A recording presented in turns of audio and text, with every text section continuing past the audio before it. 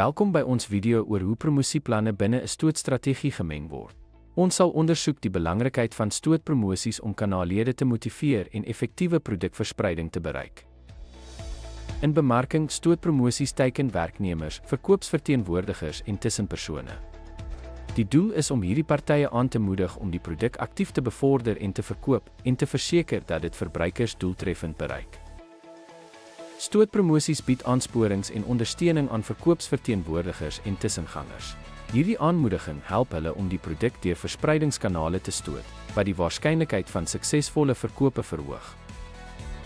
'n Essensiële aspek van drukpromosies is die bevordering van die produk binne die maatskappy. Deur werknemers in te lig en te motiveer, verseker maatskappye interne ondersteuning en voorspraak vir die produk.